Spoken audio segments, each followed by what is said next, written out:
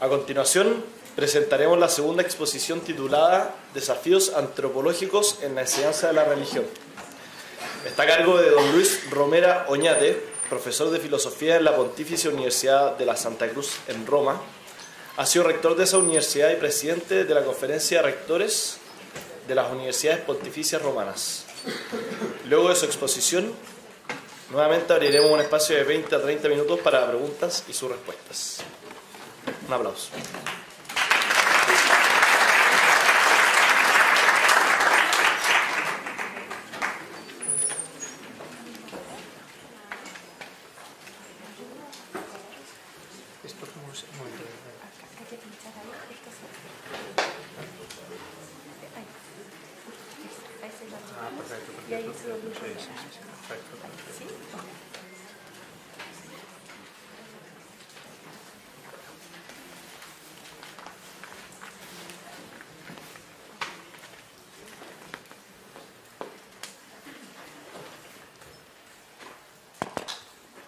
Muy buenas tardes.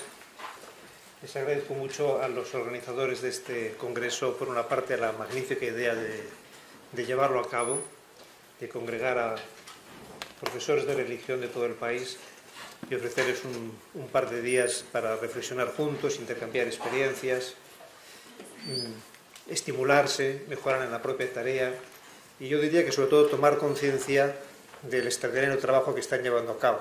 Yo me he permitido dar a la organización un videíto de un cineasta de mi país que tiene unos 15 minutitos en los cuales hace una gran alabanza al profesor de religión. Yo les aconsejo que lo vean, aunque está evidentemente dirigido más al caso español en esta ocasión, pero me parece que es aplicable evidentemente a todo el mundo. Y creo que es estimulante verlo y ser conscientes de la tarea que se está llevando a cabo. Por mi parte, yo no tengo la suerte de tener una experiencia directa como Javier, que me ha precedido en su magnífica exposición de lo que es la enseñanza de la religión en un colegio, porque lo siento, pero nunca me he dedicado. Y siempre he estado en el ámbito de la universidad y por lo tanto es un contexto distinto. Y por eso lo que a mí me parecía que podría ser interesante en estas dos jornadas es intentar trabajar juntos, si me lo permiten, un tema que de algún modo ha sido ya aludido en la anterior conferencia, un tema que nos interpela personalmente. Porque cualquier persona, ustedes lo saben mejor que yo, cualquier persona cuando se pone a enseñar, enseña lo que sabe. Lo que no sabe es muy difícil enseñarlo. Y cuando el profesor de religión se enfrenta con la tarea de enseñar religión, tiene que enseñar algo que el profesor, la profesora posee, que es la religión. Luego lo tendrá en mayor o menor grado, pero tiene que tener un saber sobre aquello que va a enseñar. Por eso yo quisiera ahora, con ustedes, por el motivo que ahora explicaré, trabajar juntos lo que yo he denominado el lugar antropológico de la fe. Es decir, en qué parte, por decirlo así, de una manera gráfica, de la estructura antropológica del ser humano se sitúa la fe. Y por eso, ¿qué es en definitiva la fe? De tal modo que es evidente que lo que ahora vamos a ver no se podrá aplicar directamente al alumnado que ustedes tengan, ¿no? A las niñas y a los niños, porque dependerá mucho de la edad, es evidente. Ahora vamos a hablar para adultos, por decirlo así. Pero creo que esto que para el adulto es significativo, por lo menos desde mi punto de vista, tiene una aplicación bastante inmediata con los adolescentes y en todo caso es una guía para el resto de edades. ¿Por qué quería yo centrar la atención en este congreso sobre lo que aquí he denominado el lugar antropológico de la fe? He querido centrar la atención en este aspecto porque me parece que cuando nos planteamos el tema de por qué la fe mengua en una persona y va decayendo en una sociedad, los motivos son muchos. Pero me parece que uno de los más importantes, quizás, en mi opinión, el decisivo, es que la fe empieza a menguar en las personas cuando la fe deja de ser inspiradora de la vida. cuando la fe decae en un mero comportamiento más o menos asumido, porque bueno, son las pautas sociales, o se convierte simplemente en un conjunto de ideas que yo más o menos he aprendido, como uno aprende pues geografía en el colegio y te enseñan los ríos de Rusia y te los aprendes, pero luego se te olvidan. O cuando la fe se convierte simplemente en una serie de ritos que uno no acaba de entender, esto salía antes, ¿no? Cuando la fe deja de tener significado para la persona. Entonces, desde esa perspectiva, a mí me parecía interesante, por una parte, hacer dos consideraciones sobre lo que es la fe, pero desde el punto de vista de su significado antropológico y concretamente de cómo se inserta en la persona. Y para eso yo quería proponerles a ustedes un punto de vista que no es el único ni es omniabarcante, y ahora en la diapositiva la explicaré, que es el punto de vista de la sabiduría. Es decir, me parece que la religión, la fe, es sabiduría eminente. Y cuando nosotros nos enfrentamos con lo que es la sabiduría, creo que hay que distinguir, cuando hablamos de sabiduría, entre lo que es nuestra razón cuando la usamos en ámbito científico o en ámbito técnico, de lo que es la sabiduría. Una persona puede ser científicamente muy competente, pero ser muy poco sabia. Y una persona puede ser muy sabia y quizás, desde un punto de vista técnico, menos habilidosa. Porque en la razón técnica, esto ya lo dijo un viejo pensador que se llamaba Aristóteles, porque la razón científica es una razón siempre sectorial, circunscrita. Yo estudio psicología o estudio sociología, pero son cosas distintas. Yo estudio física o estudio biología y no son la misma cosa, ¿no? Son aspectos circunscritos. La sabiduría, en cambio, es una visión, vamos a decirlo así, comprensiva. Es una visión como de totalidad, que no hace superflua la razón científica, todo lo contrario, ahora lo veremos con algún ejemplo. Se sitúa en otro plano, ve las cosas desde más arriba, con mayor profundidad. Y me van a permitir, para ir un poquito más deprisa, esto requeriría evidentemente todo un desarrollo mucho más complicado, etc. Entonces ustedes me van a permitir, van a tener la paciencia y la condescendencia de permitirme utilizar una serie de imágenes y de ejemplos que podrán parecerles quizás un poco pueriles y poco propios de una aula universitaria como es esta y de un auditorio tan ilustrado como el de ustedes, pero es para ir más deprisa, ¿verdad? Es para ir más deprisa. Entonces resulta que, y también tendrán que perdonarme el que hable de cosas de las que no sé, como esta primera que voy a poner. Porque yo, si hay algo de lo que no entiendo, es de fútbol. Pero el primer ejemplo que voy a poner es un ejemplo de fútbol. Entonces, cuando un entrenador de fútbol le dice, mira, tú tienes que entrenar este equipo, pues ¿qué es lo que hace el entrenador de fútbol? Pues el entrenador de fútbol llega allí con sus ideas, lo que ha aprendido en una escuela de fútbol, la experiencia que ha ido adquiriendo, en fin, tiene una serie de ideas técnicas sobre lo que es el fútbol, analiza el equipo que tiene, con qué jugadores cuento, quién son los que tengo. Son jugadores en buena forma física, mala forma física, tienen técnica, no tienen técnica, están conjuntados, falta equipo, y entonces empiezo a programar el entrenamiento de la temporada. Luego me toca el domingo que viene un partido, y toda esa preparación de temporada ya la concentro en el partido del domingo. ¿Contra quién jugamos? ¿Quién es el equipo contrario? Puntos fuertes y puntos débiles. ¿En qué ciudad? ¿Cómo es el aficionado de esa ciudad? ¿Es un aficionado elegante o es un energúmeno? ¿Qué ambiente voy a encontrarme yo en el campo de fútbol? Y entonces empezamos. Y cada entrenador tiene sus teorías. Tiene sus teorías, ¿no? Como esta fotografía que hemos puesto aquí. Tiene sus teorías. Ahora bien, todo entrenador de fútbol, como de cualquier deporte, como cualquier espectador de fútbol que luego critica al entrenador y a los jugadores, todo entrenador de fútbol parte de una concepción quizás vaga, un poco genérica, que se ha ido haciendo con la vida de lo que es el fútbol en cuanto tal. Mire usted, el fútbol es un deporte agresivo. Hay que atacar, atacar, atacar, atacar. Luego ya veremos cómo lo concreto en función de los jugadores, del contrincante. Pero el fútbol es un deporte agresivo. No, en absoluto. El fútbol es un deporte de astucia, de saber mantener las posiciones. Y cuando el contrincante se despista, ahí te veo. El fútbol es un deporte, sabe, de equipo. Hay que anular las singularidades. Los gallitos hay que bajarles la cresta. Se juega para el equipo. Oh, por favor, todo lo contrario. El fútbol es un juego para genios. El equipo juega para Messi, no Messi para el equipo. Si Messi juega para el equipo no se hacen goles, no se marcan goles. Si el equipo juega para Messi... Bueno, esta concepción del fútbol es una concepción que subyace a las determinaciones concretas que el entrenador va a llevar a cabo para poder preparar su equipo.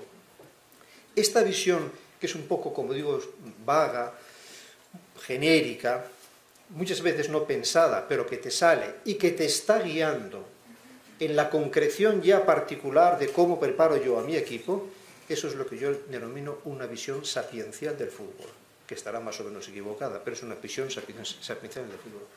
Bueno, pues, en mi opinión, toda existencia humana, cada uno de los que estamos aquí y las personas que están en la calle, vivimos, enfocamos nuestra vida desde una cierta visión global, de gran horizonte, panorámica, comprensiva de lo que es el ser humano, de lo que es la existencia, de lo que tiene valor y de lo que no tiene valor. De tal modo que esta visión subyacente que tenemos de lo que es la existencia posee un valor cognitivo enorme y además existencial, porque nos orienta. Es el modo de situarnos en la vida. Esta visión sapiencial, que ahora intentaré explicitar un poquito más, esta visión sapiencial no viene de una única fuente. Es como las maromas. Una maroma está constituida, como se ve aquí en la fotografía, sobre todo en la que tiene más detalle, está constituida por infinidad de hilos. Muchas veces los hilos de la maroma no van de cabo a rabo, se interrumpen. Y muchas veces si yo saco de la maroma un hilo y estiro, se rompe. Ahora, ese conjunto entrelazado de hilos que van constituyendo la maroma hacen una cuerda que es capaz de sostener en puerto un buque que desplaza toneladas. Y lo sostiene, no porque cada uno de los hilos sea capaz, sino que es el conjunto.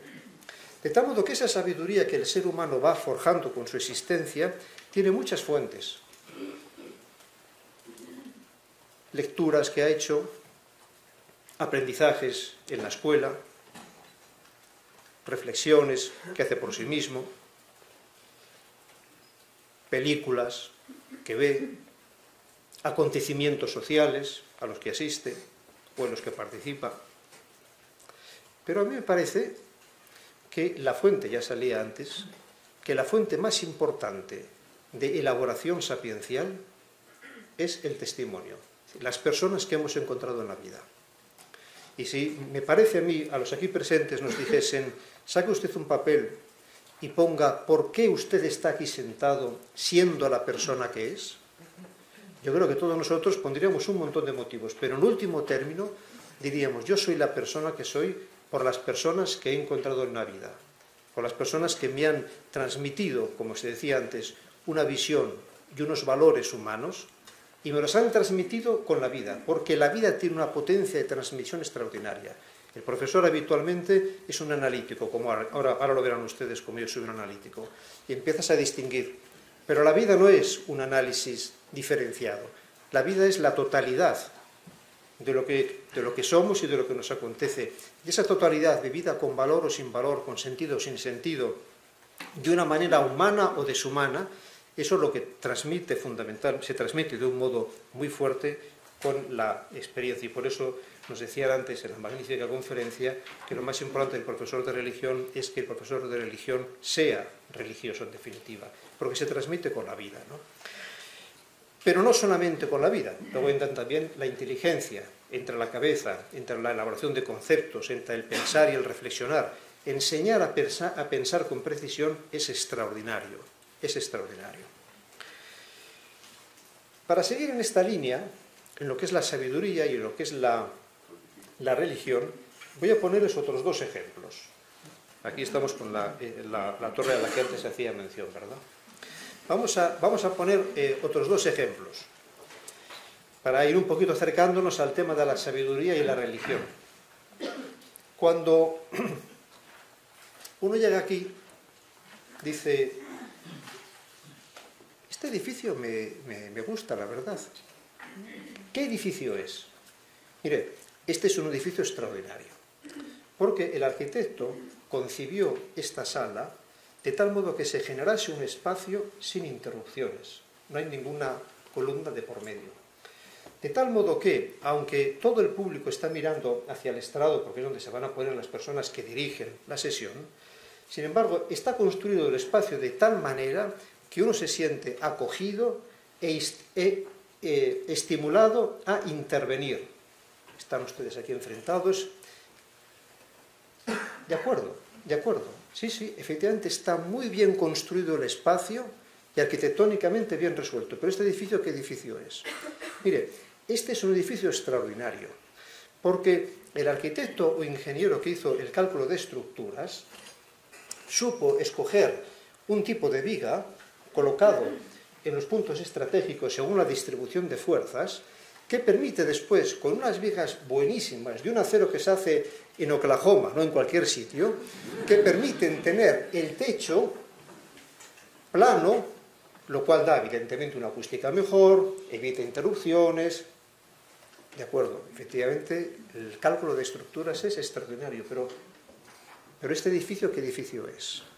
Mire, este es un edificio extraordinario, porque el decorador puso un tipo de madera ahí al fondo, lo pueden ver, un tipo de madera ahí al fondo, que rompe la monotonía del blanco de las paredes, le da un tono mucho más cálido y mucho más acogedor. Y además, los colores de las butacas son colores que invitan a relajarse. De acuerdo, pero este edificio, ¿qué edificio es? ¿Es una cárcel? ¿Es una casa? ¿Es una universidad? ¿Es un cuartel? ¿Es una fábrica? ¿Es un museo? ¿Es una estación de tren? ¿Este edificio qué edificio es? Estamos en un universo. ¿Qué es el universo? Las estrellas, las galaxias, los agujeros negros. Magnífico, precioso. Pero ¿qué es el universo? Las fuerzas tectónicas que elevan los Andes, los ríos que erosionan, la evolución que ha generado todas estas variedades extraordinarias y bellísimas de plantas y animales, de acuerdo. Pero este universo, ¿qué universo es? Las moléculas, los átomos, las energías, de acuerdo. Pero este universo, ¿qué universo es? Este universo es una fábrica que yo puedo explotar a mi gusto, o es un museo, tengo que estar quieto sin hacer nada. ¿Es mi casa o es una estación de tránsito? ¿Es una cárcel? ¿Es un cuartel? ¿Qué es el universo? Esta es la respuesta de la sabiduría. Todo lo demás te lo va a decir la ciencia, las vigas, los ladrillos, la decoración, la madera, los átomos, las moléculas, las orogénesis tectónicas, la evolución biológica, eso lo dirá la ciencia. Pero lo que es el universo, el significado del universo y de nuestro estar aquí en el universo, y por lo tanto de cómo yo me comporto con el universo, si es una fábrica, exploto, o es un museo, no hago nada, eso es la sabiduría. Pero ahora pasemos del universo a la persona, ámbito de la sabiduría. Disculpen que ponga estos ejemplos para ir más deprisa. Para entender el otro aspecto de la sabiduría, además del universo ya, la persona, para eso nos tenemos que remontar al día de Navidad. Entonces el día de Navidad es un día en donde las casas están tranquilas, la ciudad está muy serena. El día anterior probablemente, me imagino que también pasará aquí en Santiago, habrán tenido misa de gallo, una cena más rica, está la familia, uno tras, pues sí, se va a la cama más tarde, etc. Entonces el día de Navidad está toda la ciudad en silencio, me imagino que será fiesta aquí, que no se trabaje, en silencio, ¿no? Y de repente en la casa, como por arte de magia, se despiertan al unísono todos los niños y corren al living para ver qué hay debajo del árbol de Navidad. Entonces está la algarabía, ¿no?, de los paquetes que desenvuelve, que rompe, tal, que acuden también los mayores que se despiertan. Y entonces ven el espectáculo, ¿no?, los niños rompiendo los paquetes. ¿Y qué aparece? Aparece, vamos a mantenerlos en lo clásico, aparece una bicicleta, una muñeca y una pelota. Entonces el niño se concentra en la bicicleta en cuanto a bicicleta. ¿Qué bicicleta es? ¿Es una bicicleta de ruta? ¿Es una bicicleta mountain bike, como esta que hemos puesto ahí? Me parece que es de mountain bike. ¿Dónde tiene los cambios la bicicleta? ¿Los tiene aquí en el manillar como ahora, que son súper cómodos, o los tiene como antaño en la barra que bajaba oblicua, que había que ir calculando, porque no era una cosa un poco a ojo, y hay que te pegase bofetadas, ¿no? Una cosa a ojo. ¿Dónde están los cambios de la bicicleta? ¿Cómo se sube y se baja el sillín? Claro, eso es fundamental para disfrutar de la bicicleta. ¿Cómo voy a disfrutar de la bicicleta si no sé modular el sillín según mi altura? La muñeca. Es una muñeca que anda, es una muñeca que llora, es una Barbie a la que le cambio los vestiditos. ¿Qué muñeca es? La pelota. Es de fútbol, de baloncesto. ¿Qué pelota es? Todo eso es imprescindible para estar con los regalos. Pero la visión sapiencial es la de quien llega y les dice a los niños, vamos a dar un paso atrás. Y en lugar de concentrarnos en el sillín de la bicicleta o en los vestidos de la muñeca, vamos a pensar lo que son, en último término, la bicicleta, la muñeca y la pelota. Y entonces, la respuesta sapiencial, en el fondo, te dice tres cosas. Modestitas, pero en las que, en mi opinión, uno se juega la vida. Y que no sirven para jugar con la bicicleta. Por tanto, va a ser necesario también aprender a montar en bicicleta. Pero son más importantes que saber montar en bicicleta. Y la primera cosa que te dice la respuesta sapiencial, disculpen, es que las cosas son lo que son. Oiga, ¿yo puedo ir con mi bicicleta de ruta a la montaña? Por favor. Ahora, la rompes al minuto, ¿eh? Tú verás. Oiga, ¿yo puedo jugar al béisbol con la pelota de fútbol? Por favor. Ahora, va a ser el partido de béisbol más absurdo del mundo. Tú verás. Esta es la primera cosa que te dice la sabiduría. Las cosas son lo que son. La segunda cosa que te dice la sabiduría es todavía más importante.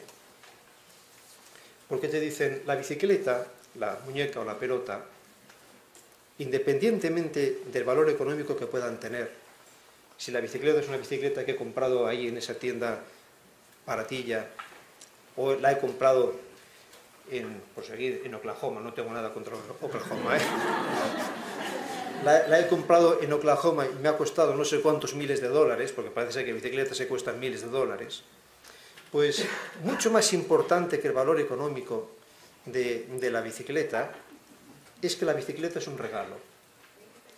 Y si la bicicleta es un regalo, significa que alguien te lo ha regalado. Y que alguien te está diciendo con ese regalo que piensa en ti, que te quiere, que no te va a fallar. Te está diciendo con ese regalo que en la vida podrá pasar lo que pase. Podrás hacer lo que hagas. Serás un genio, serás un trasto. Pero yo no te voy a fallar. Vas a poder contar siempre conmigo. Y esto, de cara a la existencia, es clave. Yo no tengo a mis espaldas una instancia amorfa o vacía, sin rostro. Yo tengo a mis espaldas a alguien que me conoce, que me aprecia, que me espera, que me acoge, que me alienta.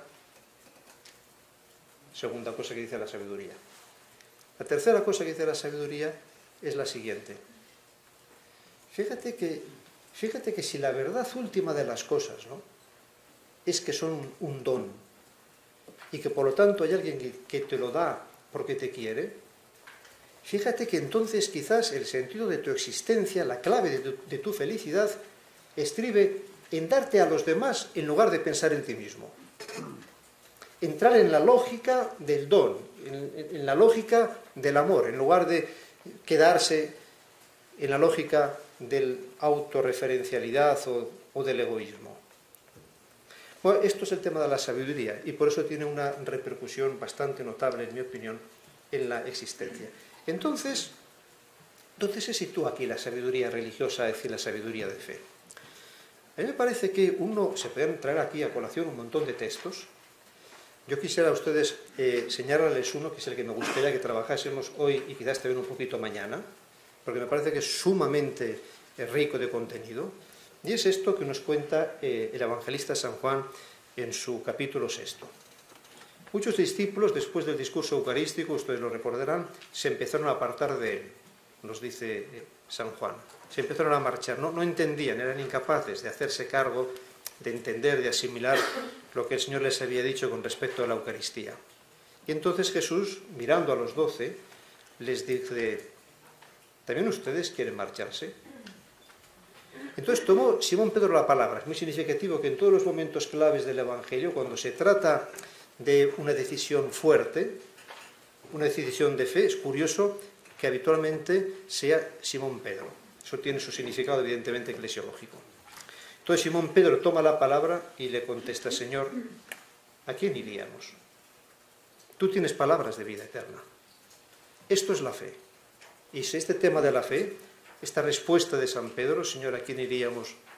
Tú tienes palabras de vida eterna, es lo que a mí me gustaría empezar a trabajar con ustedes. Para ello, me parece que voy a proponerles hacer como 3 aproximaciones a lo que es el ser humano. 3 dimensiones de la persona para intentar ver dónde se situaría la fe, es decir, dónde se situaría esta respuesta de Pedro. ¿Desde dónde está Pedro contestando al Señor?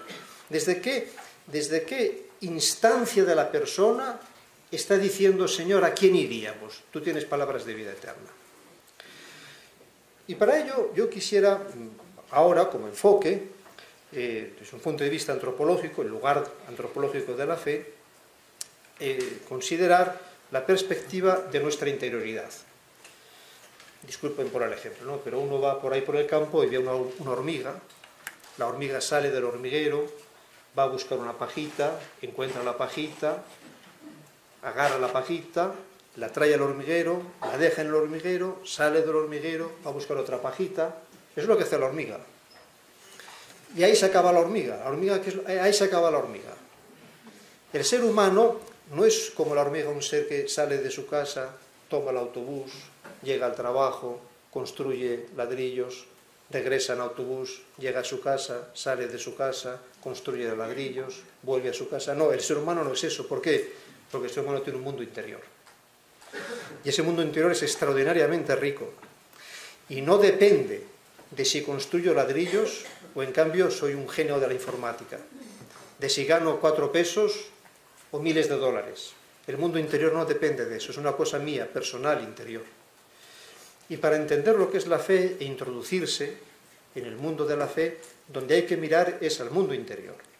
Y yo quisiera ahora, muy deprisa, a ustedes presentarle, vamos a ver si tenemos tiempo, si no seguimos mañana, 3 aproximaciones, o por lo menos 3 ámbitos de interioridad. Nuestro mundo interior es muy rico, está lleno de imágenes, de recuerdos, de deseos, de ilusiones, de afanes, también a veces de remordimientos, de fracasos, está lleno de personas que queremos.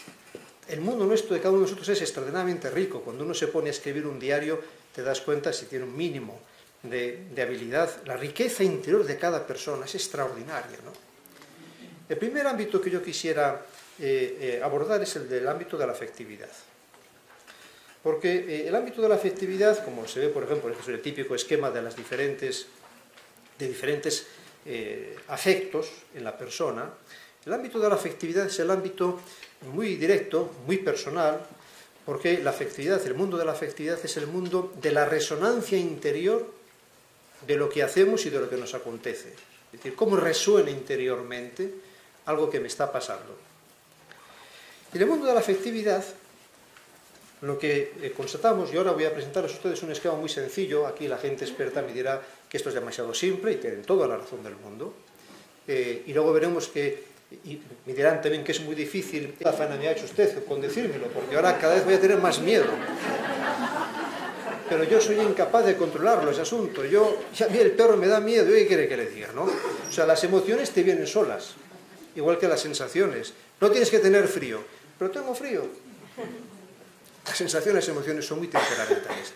Pero precisamente por eso, porque son espontáneas, necesitan ser orientadas.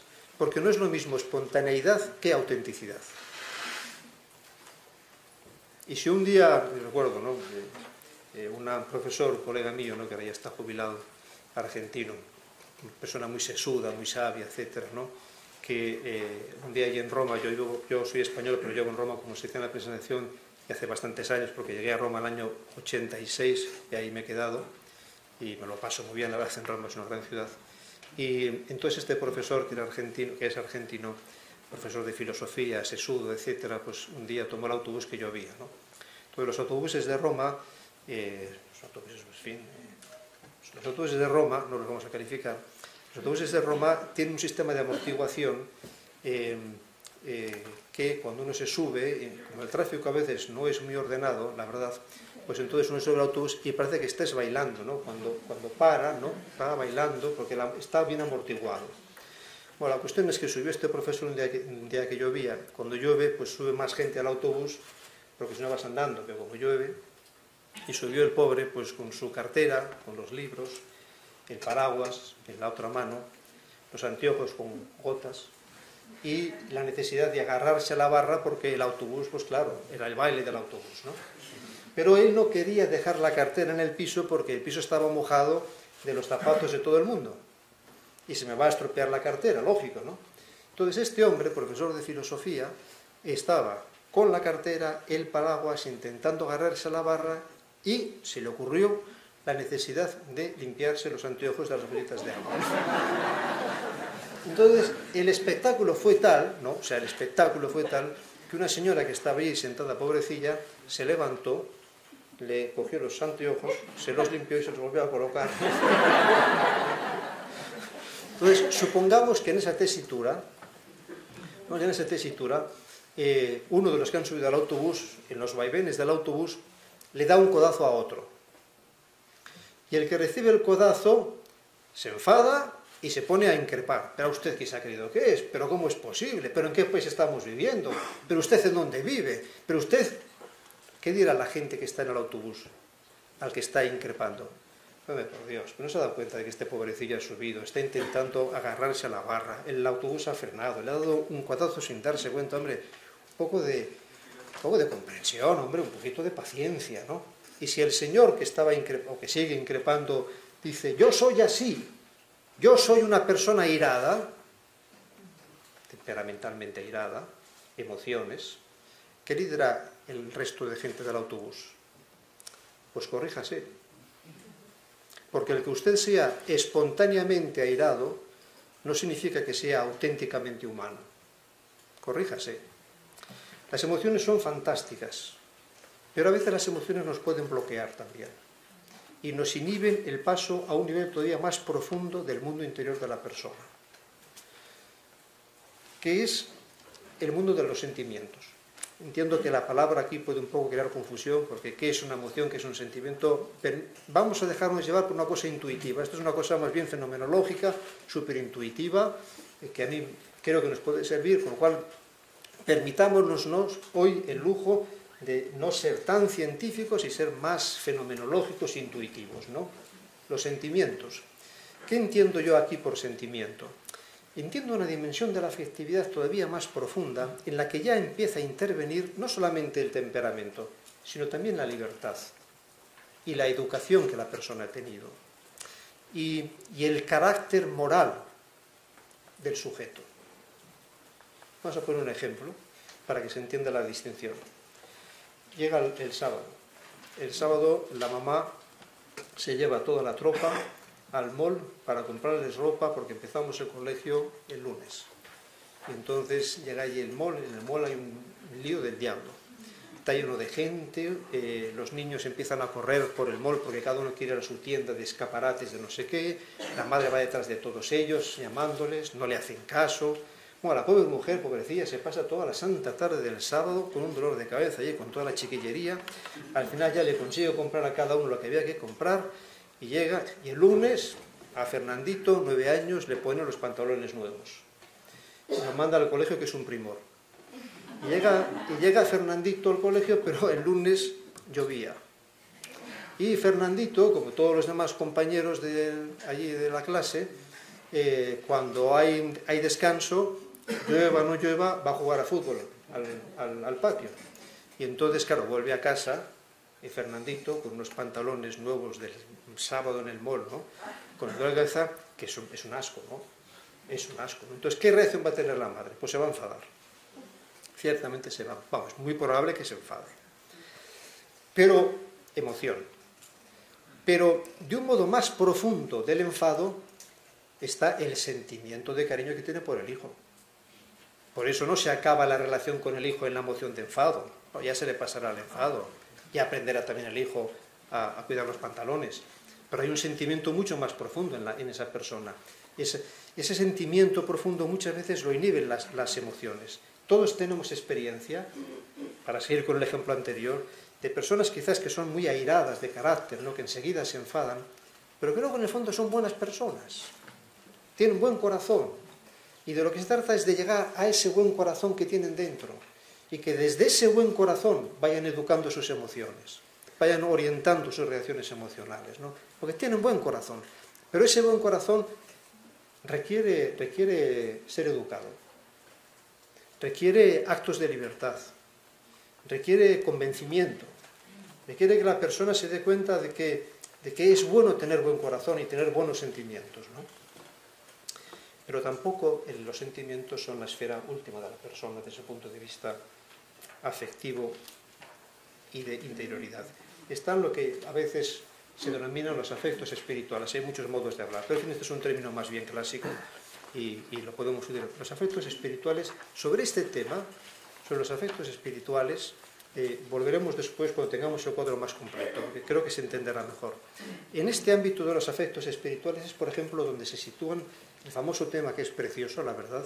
Yo cuando antes de ir a Roma y ser sacerdote, etcétera, vivía en una ciudad donde me gustaba mucho a veces ir a la misa de un convento que había carmelita, porque había un padre carmelita que tenía unas homilías preciosas, que a mí me fascinaban aquellas homilías del padre carmelita, porque eran súper espirituales y porque hablaba mucho del Espíritu Santo.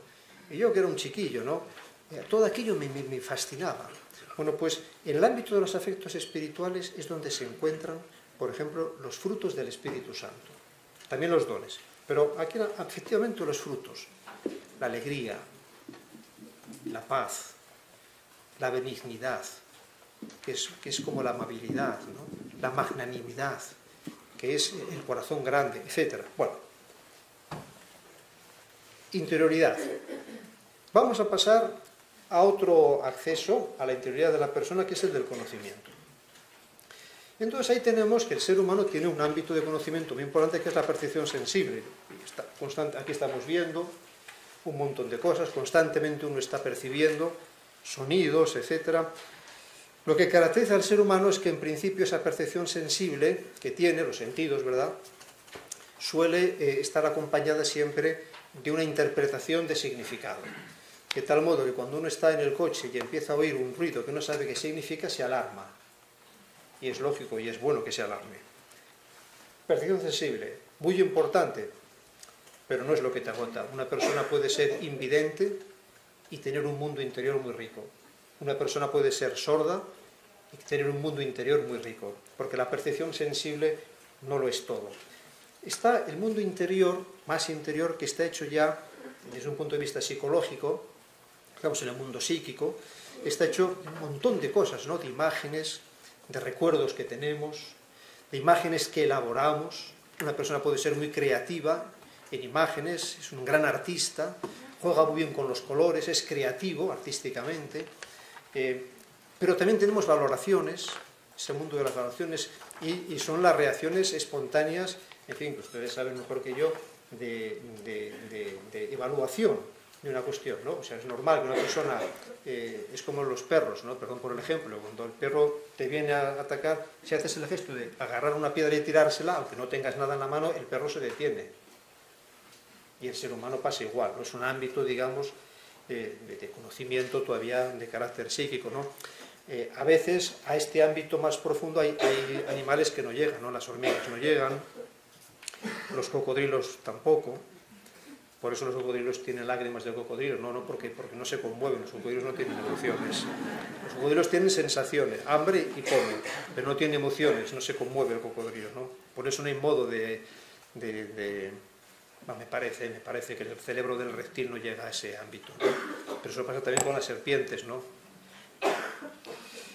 Pero luego hay otro nivel más profundo de la persona, que es el nivel de nuestra razón, el nivel de nuestra mente, donde ahí tenemos las ideas, tenemos nuestros proyectos, elaboramos concepciones, llevamos a cabo procesos de conocimiento, en fin, todo el mundo de las ideas, que son muy distintas las ideas y muy diferentes los modos de pensar. Sí, tengo un poco de tiempo, les cuento esta historia, quedó muy mal yo, pero en fin, yo hace años, en el año, no me acuerdo, primeros 90, quizás 91, iba los fines de semana desde Roma, una ciudad que está en una isla allí en Italia que se llama Cerdeña, para seguir toda una serie de grupos, donde había gente joven, pero también había adultos, etc. Me lo pasaba muy bien, había en el avión el fin de semana. Y allí, en esta ciudad, en Cagliari, se llama la capital, pues el último día me quedaba yo solo, porque los otros días estábamos ahí un par de días, el otro día venía un compañero, pero el domingo me quedaba yo solo. Y entonces había que hacerse la comida. Y claro, uno hace la comida pues que ha visto en casa, ¿no? Pero claro, yo dije, hombre, estamos en Italia, vamos a hacer pasta. Y entonces fui al supermercado y me compré un paquete de pasta. En el paquete de pasta, pues en el borde están las instrucciones, con lo cual es relativamente sencillo, la verdad, ¿no? Uno dice, bueno, pues entonces tómese una olla, llénese de agua, póngase en el fuego a hervir, cuando está hirviendo, viértese el contenido del paquete, de la pasta, a los 10 minutos extráigase la olla, séquese la pasta y sírvase. Bueno, eso es bastante sencillo, la verdad, ¿no? Pero yo entré en crisis en un momento, que es cuando, leyendo las instrucciones, tómese la olla, llénese de agua, póngase a hervir, eche una cucharada de sal. Y yo dije, ¿y qué es una cucharada de sal? ¿Es una cucharada de sopa? ¿Es una cucharada de postre? ¿Es una cucharita de café?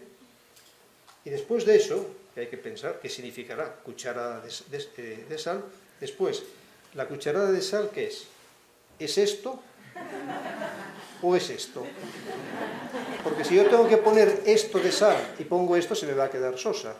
Pero si tengo que poner esto de sal y pongo esto, se me queda salada. La razón que uno utiliza para hacer la pasta no es la misma razón que yo utilizo cuando me pongo a estudiar filosofía. Y me puedo sentir mucho más a gusto estudiando a Hegel que no haciendo la pasta, porque me vienen dudas que no sé, es una broma, ¿no? Pero algo de verdad tendrá el asunto. En todo caso, dentro de la modalidad tan extraordinaria de uso de la mente y de la razón, estamos en ese nivel, en el nivel de la mente y de la razón.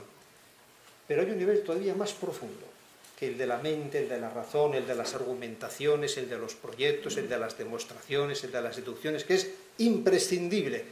Pero hay un nivel todavía más profundo, es el nivel sapiencial, es el nivel del intelecto, vamos a denominarlo así, ¿no? Es el nivel en el cual la persona va elaborando eso que les decía antes, ¿no? Las grandes convicciones de tu vida, las grandes comprensiones de quién es el ser humano y de qué es el universo y este mundo en el que nos encontramos, de qué tiene valor y qué no tiene valor. Y estas convicciones de fondo provienen ciertamente de la mente, de la razón, de las ideas, de las argumentaciones, de las demostraciones, pero también, como recordábamos antes, del buen ejemplo, del testimonio, de la experiencia humana, de éxitos y fracasos, a veces también de experiencias muy negativas que ya hemos podido tener. Y ese nivel, el nivel cognoscitivo de carácter sapiencial, lo expresaba muy bien un pensador español del siglo pasado que se llamaba Ortega y Gasset, con una frase de estas suyas, que le gustaba, tenía una gran habilidad para encontrar expresiones que condensaban un pensamiento a veces complejo, como es esta que les he puesto al final. Él decía, las ideas se tienen, se elaboran, se adquieren, se piensan, se pulen. En las creencias se está. Y los sapienciales, eso son las creencias, que podrán ser religiosas o no religiosas, pero en las creencias se está, te sostienen en la vida, te orientan en tu existencia. Vamos al tercer ámbito que yo quería dar acceso, que es, vamos a denominar así el ámbito de la libertad, aunque, en fin, porque me parece que es interesante. Y en el ámbito de la libertad, en el ámbito de la tendencia, tenemos de nuevo un primer nivel que son las ganas. Son las ganas, ¿no? Bueno, yo tengo ganas de comer, tengo ganas de beber, tengo ganas de hacer deporte, las ganas, ¿verdad? Las ganas. Son importantísimas las ganas, son importantísimas. Pero si vivimos simplemente en el nivel de las ganas, me estoy perdiendo todo un mundo interior extraordinario. Extraordinario, porque me he limitado a las ganas. Yo funciono según las ganas, ¿no? Si en cambio no me limito a las ganas, que también tienen que ser orientadas las ganas, porque muchas veces uno de lo que tiene ganas es de quedarse tumbado a la bartola, ¿no? Como se dice en mi país, ¿no? Ahí en la cama, en lugar de levantarse a trabajar, y el niño lo que tiene ganas es de no trabajar, y hay que, como se decía antes, con mucha sabiduría, hay que educar a las personas, y hace falta el cañamazo que te permite que el árbol crezca y no acabe torcido.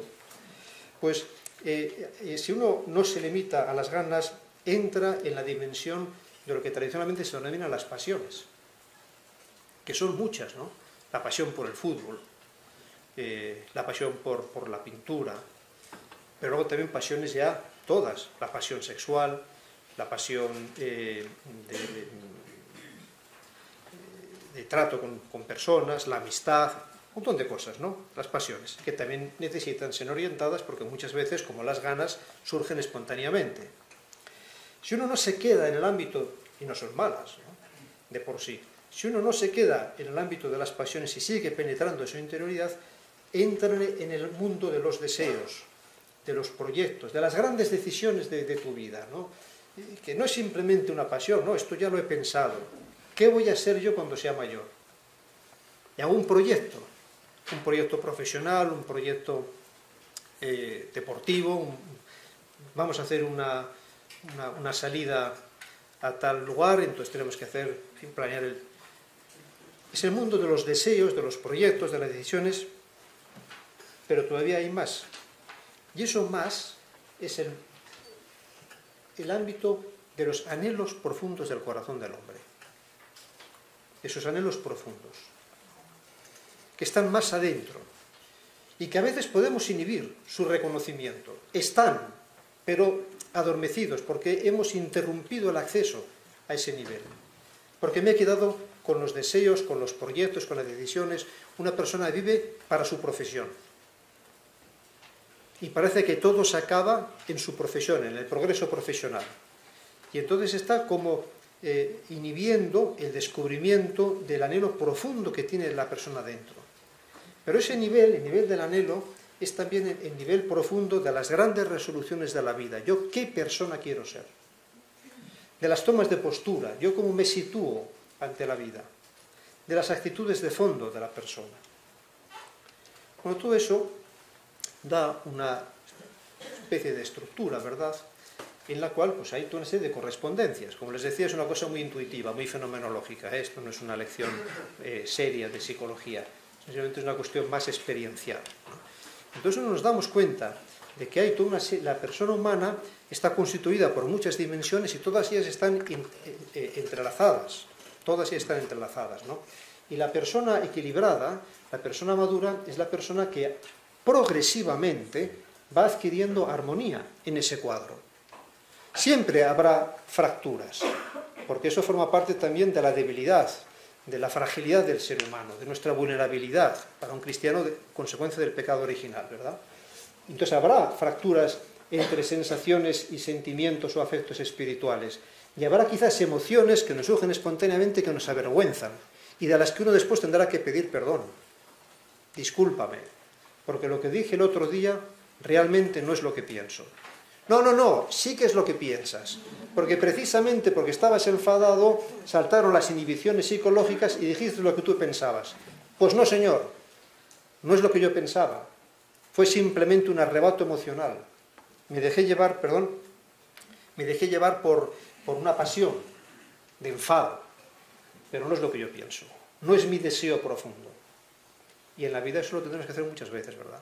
Por eso hay fracturas, por desgracia, pero gran parte de la educación y de la maduración de la persona es ir dando armonía y que los sentimientos sean realmente expresión de los afectos espirituales y que las emociones sean a su vez expresión de los sentimientos y que el anhelo profundo del corazón del ser humano vaya guiando los deseos, los proyectos y orientando las pasiones y que la sabiduría, las convicciones hondas y profundas de la persona vayan también, como se decía antes, ¿no?, en la imagen muy gráfica, ¿no?, de las estanterías. Luego ya voy colocando los libros, pero la estantería ya la tengo, y ahí voy colocando, etcétera. Bueno, todo eso forma parte del proceso educativo, del proceso de maduración, de crecimiento que no acaba nunca. Toda la vida es un proceso. Desde un punto de vista técnico, si me permiten la expresión, desde un punto de vista técnico, la armonía entre todas estas dimensiones es lo que clásicamente se ha denominado virtud. De modo que una persona virtuosa es la persona armónica en la cual efectivamente sus sentimientos son fuente de emociones y en función de sus sentimientos y afectos espirituales orienta sus emociones. Esa es la persona virtuosa. La persona viciosa, por el contrario, es la persona que se deja llevar por emociones que están inhibiendo sentimientos muy profundos. Antes salía, y es verdad, ¿no?, que hay etapas, sobre todo en la vida, porque esto tiene mucho que ver también con las etapas de la vida, ciertamente. Estamos hablando, yo ya les he dicho al principio, de adultos. Estamos hablando de adultos.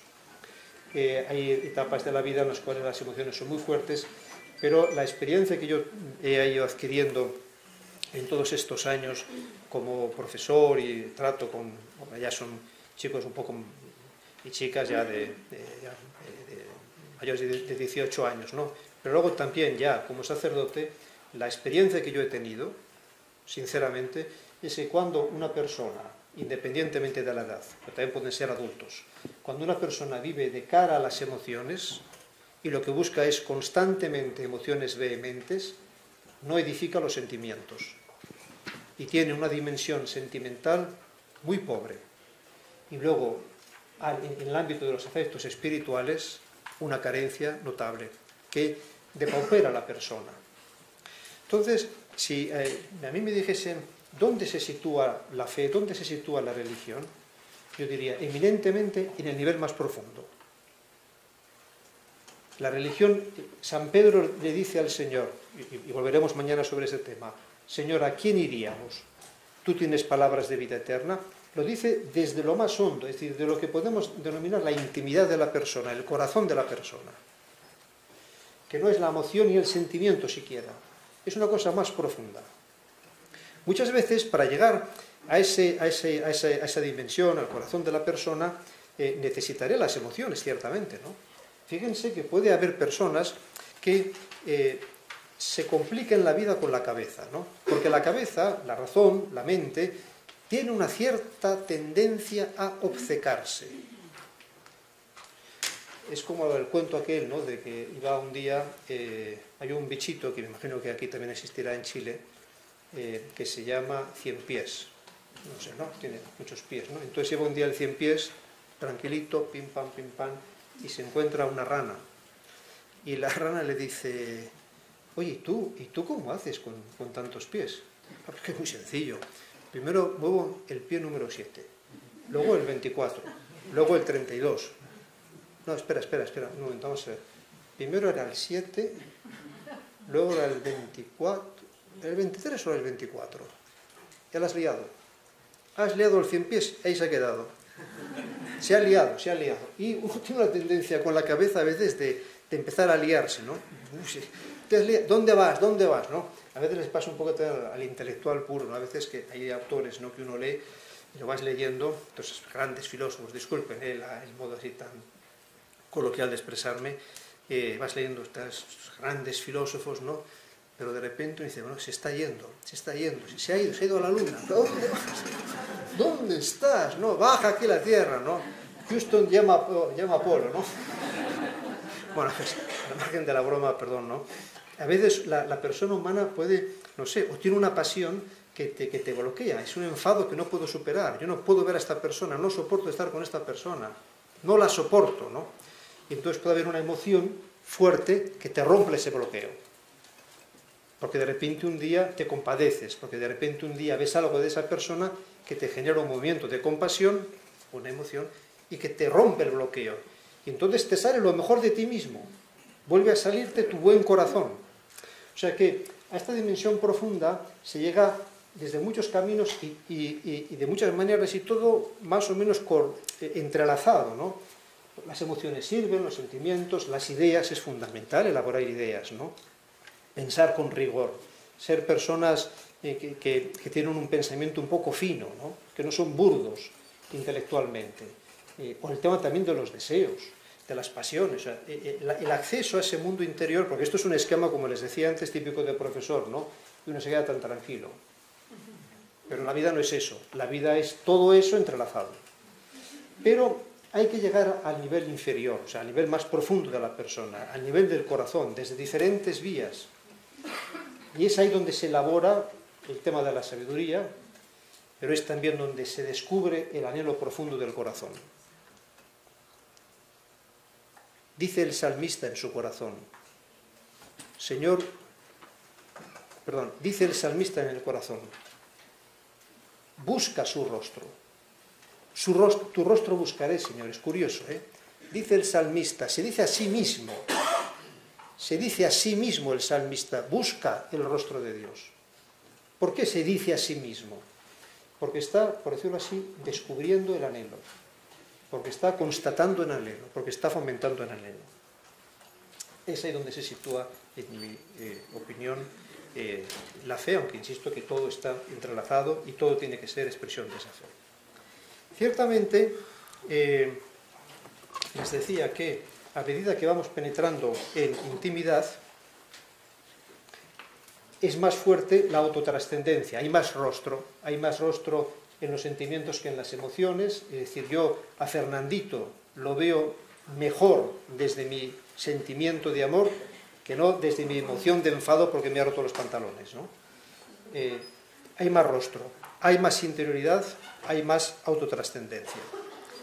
Pero qué duda cabe que este par, incremento de interioridad, incremento de trascendencia, va generando en la persona una comprensión de lo que es el mundo, de lo que es la vida, de lo que es sí misma, va generando, pues es una visión sapiencial, una creencia, como decía. Y yo quisiera ahora, para tratar un poquito el tema de los afectos espirituales, si me dan 2 minutitos se lo explico, voy a ponerles un ejemplo del tema de afectos espirituales. ¿De qué estamos hablando cuando hablamos de afectos espirituales? Aunque en los afectos espirituales hay muchos niveles. Basta leer a San Juan de la Cruz para darse cuenta de ello, o a Santa Teresa de Jesús, ¿no? O a San Agustín. No todos los afectos espirituales son lo mismo, ni están en el mismo nivel. Caben capas de profundidad. Pero bueno, para explicar un poquito más qué es lo que entiendo, voy a poner un ejemplo, que es un ejemplo un poco complejo, pero en fin, yo voy a intentar explicarlo bien, a ver si lo consigo. Hay un pensador también del siglo pasado, que a mí me parece sumamente interesante, que se llamaba Martin Heidegger. Y Martin Heidegger es un pensador que en su primera etapa filosófica se plantea la cuestión de quién es el ser humano. No vamos a entrar ahora en detalles, permítanme ser muy simplón. ¿Quién es el ser humano? Y entonces Heidegger dice, el ser humano, cuando se mete dentro de sí, descubre una cierta actitud de fondo, un situarse de fondo, un encontrarse a sí mismo de fondo. Bien, lo voy a explicar. Cuando uno va por aquí, ves a un amigo y dice, oye, ¿cómo te encuentras? Me encuentro bien, me encuentro mal, tengo un problema, pues estoy entusiasmado. ¿Cómo te encuentras? ¿Qué estamos diciendo con la expresión ¿cómo te encuentras? Porque es una expresión curiosa, ¿eh? Es como ciertas expresiones que a veces la gente que aprende español le cuesta entender, ¿no? Porque fíjate, ¿cómo te encuentras? Esta chaqueta te sienta bien. Qué expresión más curiosa, ¿verdad? Vamos a ver, pero no me estoy sentando. ¿Cómo que la chaqueta me sienta bien, no? No, estos zapatos te sientan de maravilla, pero los zapatos se sientan. Bueno, son expresiones, ¿verdad? ¿Cómo te encuentras? Bueno, pues Heidegger decía, esa pregunta, ¿cómo te encuentras?, si uno la formula en el fondo, y se la formula a sí mismo, lo que se está diciendo es, oye, ¿y tú en el fondo quién eres? ¿Y tú en el fondo cómo te encuentras a ti mismo? ¿Dónde me encuentro yo a mí mismo? Yo utilizo una palabra técnica que... bueno, una palabra técnica, que se suele encontrarse. En fin, da igual. Una palabra técnica. ¿Qué sucede con Heidegger? Que el primer Heidegger dice, el ser humano en el fondo, el ser humano es un ser para la muerte. Es decir, yo me encuentro a mí mismo, me descubro a mí mismo si me considero desde la muerte.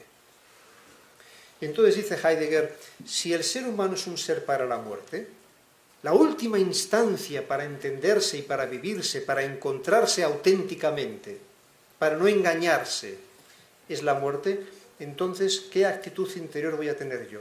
¿Qué afecto espiritual, qué tono interior voy a tener? Y se contesta, la angustia. Y retoma el tema de la angustia una década más tarde, o un par de décadas más tarde, Sartre, y dice lo mismo. El tono interior, la autenticidad de la persona, profunda, es la angustia. Pero Heidegger sigue avanzando en su pensamiento, llega a otra etapa de su pensamiento, y se da cuenta de que el ser humano en el fondo no es un ser para la muerte, que en el ser humano hay algo más que la muerte, y que el ser humano en el fondo es un ser que es capaz de percatarse, de descubrir el ser. No vamos a entrar en qué significa, la típica cosa de filósofos, ¿no? Lo dejamos de lado. Pero lo que quiero señalar es que en ese tema que decía Heidegger de que el ser humano descubre el ser humano lo que hace es, descubriendo el ser, abrirse a la trascendencia. Y, amigo, si el ser humano ya no es un ser para la muerte, sino que es un ser que de algún modo se abre a la trascendencia, entonces el ser humano ya no tiene como tono último, interior, final, la angustia. Tiene la serenidad. Tiene el abandono. Eso serían los dos modos, vamos, hay más, en fin, serían dos maneras de traducir la misma expresión que utiliza Heidegger, ¿no? Gelassenheit. Serenidad, abandono. Estos son los temas a los que antes me refería, ¿no? Esos afectos espirituales. Y por eso les decía que los frutos del Espíritu Santo, en la lista que nos ofrece San Pablo, magnífica lista de la carta a los Gálatas, ¿no? En el capítulo 5 va diciendo, los frutos del Espíritu Santo son la caridad, el gozo, la paz, la benignidad. Es una cosa mucho más profunda, ¿no? Y gran parte de nuestra vida, también de la vida espiritual de la persona, es intentar acallar todas estas voces que tenemos nosotros en la cabeza y todas estas emociones que nos están todo el santo día llevando de aquí para allá, y uno tiene que acallar su mente y dejar de preocuparse del futuro y de vivir anclado en los remordimientos del pasado, y tendrá que acallar también sus emociones e ir al fondo de la cosa, ¿no? Donde uno descubre el anhelo del corazón, donde uno descubre.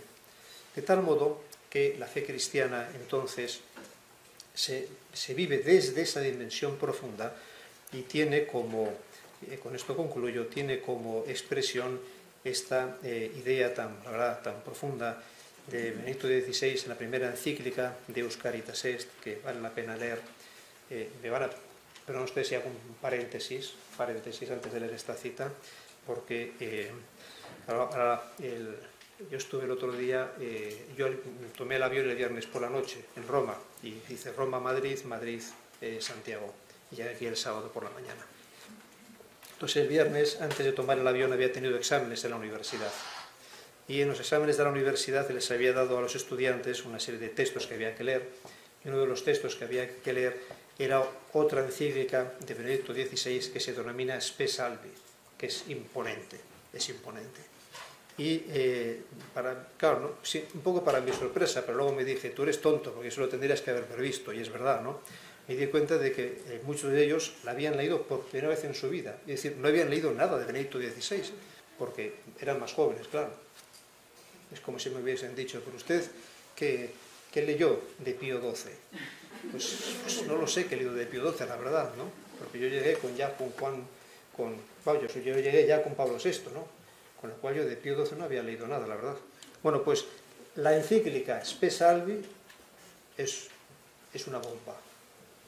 Vale la pena, de verdad, ¿eh? O sea, vale la pena releer. Bueno, entonces dice Benedicto en esta otra, que es la primera, también podría haber traído otra de Francisco, pero esta la verdad es que me parece que lo tiene muy bien formulado, ¿no? Dice, hemos creído en el amor de Dios. Esto es una frase que saca Benedicto XVI de la primera carta del apóstol San Juan. Hemos creído en el amor de Dios. Y dice, así puede expresar el cristiano la opción fundamental de su vida. Esa es la sabiduría del cristiano, esa es la mirada católica a la que antes hacíamos mención, ¿no? Esa es la visión sapiencial del cristiano, y eso es la que genera en la persona los afectos espirituales profundos y en la que se expresa el anhelo hondo del corazón del ser humano. Así puede expresar el cristiano la opción fundamental de su vida. No se comienza a ser cristiano por una decisión ética, asumir un código de comportamiento, o una gran idea, ser un filósofo, sino por el encuentro con un acontecimiento, con una persona que da un nuevo horizonte a la vida y con ello una orientación decisiva. Permítanme, el cristianismo no es un código ético, el cristianismo no es un conjunto de conceptos, es el encuentro con Cristo. Pero amigo, ese encuentro con Cristo me da un nuevo horizonte para la vida, y la metáfora del horizonte en el ámbito filosófico es la metáfora de la comprensión. Darme horizonte significa permitir comprender, ver y comprender, y me da una orientación decisiva, es decir, hay una dimensión ética, pero lo ético viene del encuentro con Cristo. Quizás esto es demasiado ya para el final de la conferencia, ¿no? Pero lo retomaremos mañana de otra manera, porque me parece que es muy bonito, volviendo sobre lo que decíamos del apóstol San Pedro cuando le contesta al Señor. Pues nada, esto es lo que yo quería a ustedes presentarles. Disculpen si he ido demasiado deprisa y ha sido un poco simplón, pero como decíamos, era un trabajo que vamos a hacer nosotros como adultos, que luego habrá que ver cómo lo vamos ya traduciendo a las diferentes etapas de la vida y del desarrollo psicológico que tienen los chicos y las chicas. Bueno, ahora tenemos...